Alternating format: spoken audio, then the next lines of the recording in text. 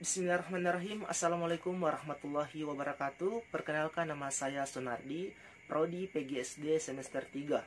Baik, pada kesempatan kali ini saya akan menjelaskan tugas karya tulis ilmiah saya, di mana bertema menerapkan teknik manajemen waktu untuk meningkatkan kedisiplinan belajar siswa. Baik, sebelum saya menuju ke pembahasan, saya akan menjelaskan mengapa saya mengambil tema tersebut.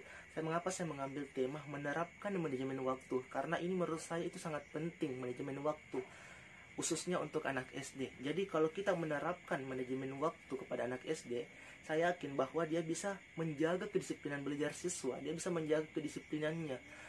Karena di zaman sekarang, di zaman milenial, di zaman permainan, game, sosial media, itu anak-anak terganggu tentang manajemen waktunya. Maka dari itu saya percaya bahwa dengan manajemen waktu, kita menerapkan manajemen waktu kepada anak SD, itu bisa menghilangkan pengaruh-pengaruh negatif yang sepertinya itu sosial media, main game di luar sana.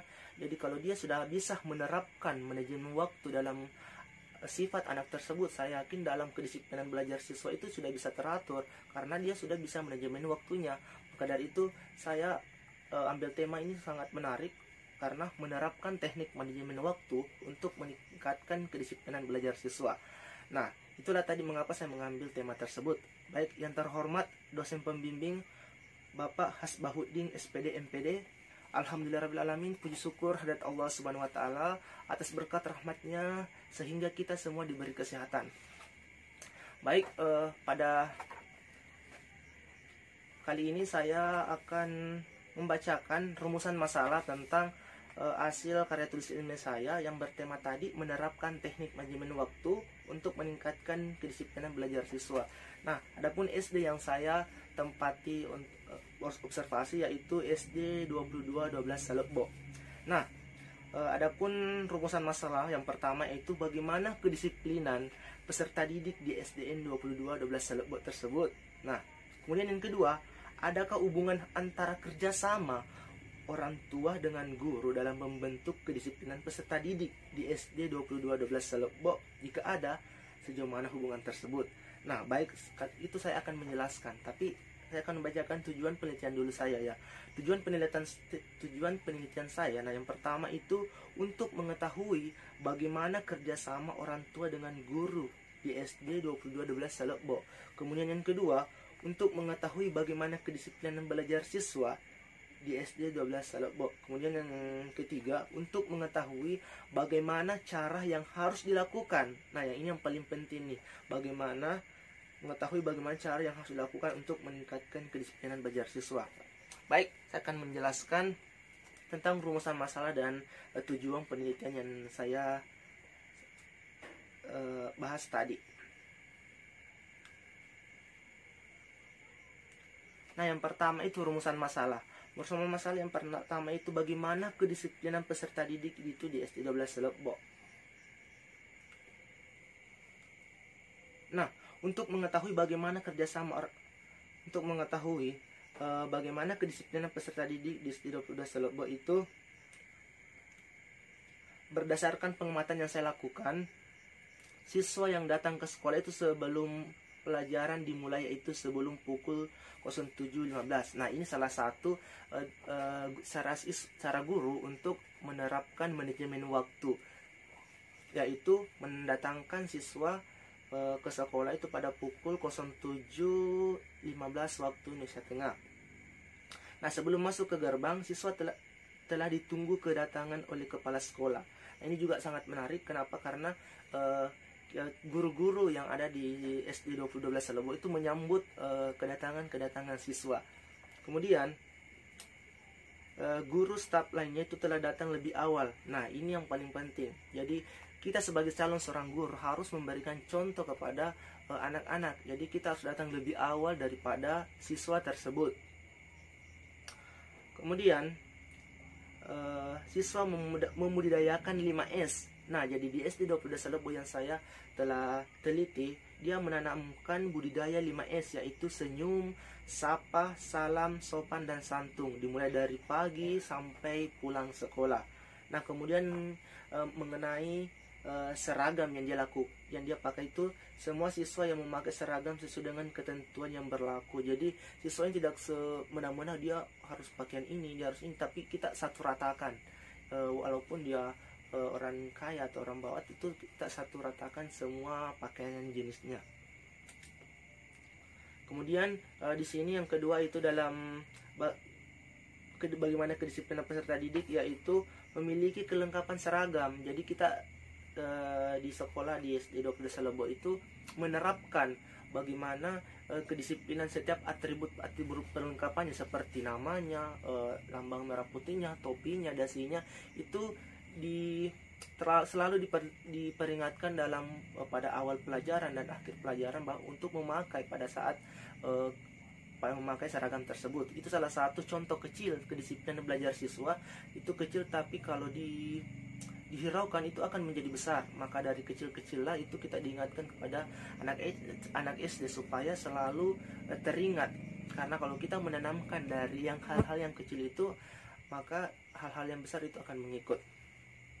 Kemudian yang kedua, selanjutnya itu datang ke sekolah lebih tepat waktu. Jadi kita sebagai calon guru itu menerapkan bagaimana siswa ini bisa datang lebih tepat waktu.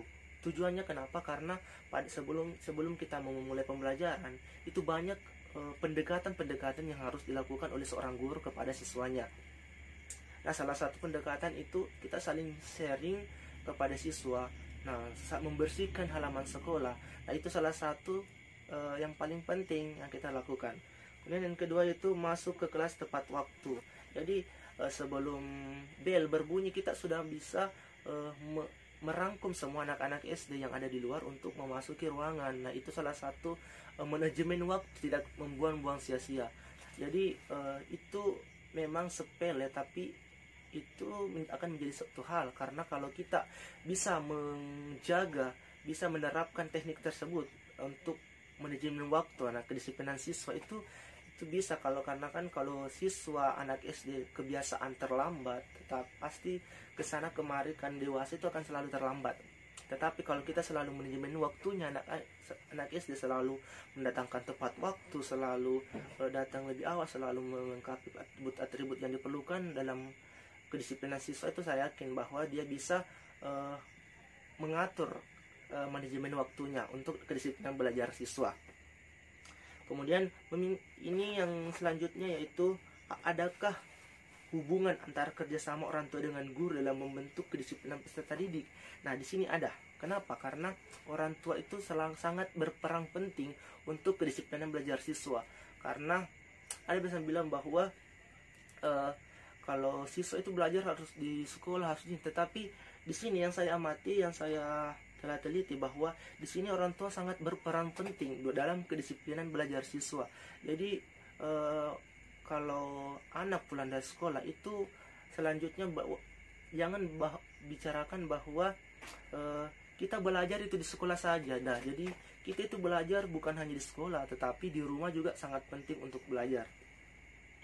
Berdasarkan hasil penelitian saya, pembahasan tentang intensitas perhatian orang tua dalam kedisiplinan siswa, yaitu maka dapat disimpulkan bahwa intensitas perhatian diberikan oleh orang tua itu dapat mendisiplinkan siswa. Nah, yang saya katakan tadi, ini bisa menjaga kedisiplinan siswa dengan baik di sekolah. Jadi kalau kita bisa menerapkan kedisiplinan siswa di rumah, itu bisa mengikut di sekolah. Kemudian saran saya itu bagi guru hendaknya lebih dapat meningkatkan hubungan dengan orang tua siswa agar dapat berbagi informasi tentang kedua siswa. Nah, itu yang saya katakan tadi. Jadi seorang orang tua ini harus bisa sharing-sharing kepada gurunya apa yang harus dilakukan oleh seorang orang tua untuk menjaga kedisiplinan siswa di sekolah dan di rumah. Kemudian bagi orang tua ini, orang tua hendaknya dapat terus meningkatkan intensitas perhatiannya terhadap kegiatan siswa di rumah maupun di sekolah, baik dalam segi pemberian pembimbingan, pemberian nasihat, pemberian dorongan, pemberian pengawasan, disiplin waktu maupun perlengkapan. Jadi seorang tua juga harus menjaga waktunya anaknya, jangan sampai pulang sekolah itu bermain terus. Nah, itu yang harus dibatasi. Jadi setelah pulang sekolah boleh bermain, tetapi harus dibatasi. Jadi mungkin itu yang dapat saya sampaikan tentang karya tulis ilmiah saya yang bertema menerapkan teknik manajemen waktu untuk meningkatkan kedisiplinan belajar siswa. Ya, demikian laporan saya. Lebih kurangnya mohon dimaafkan. Wabillahi taufiq wal hidayah. Wassalamualaikum warahmatullahi wabarakatuh. Terima kasih.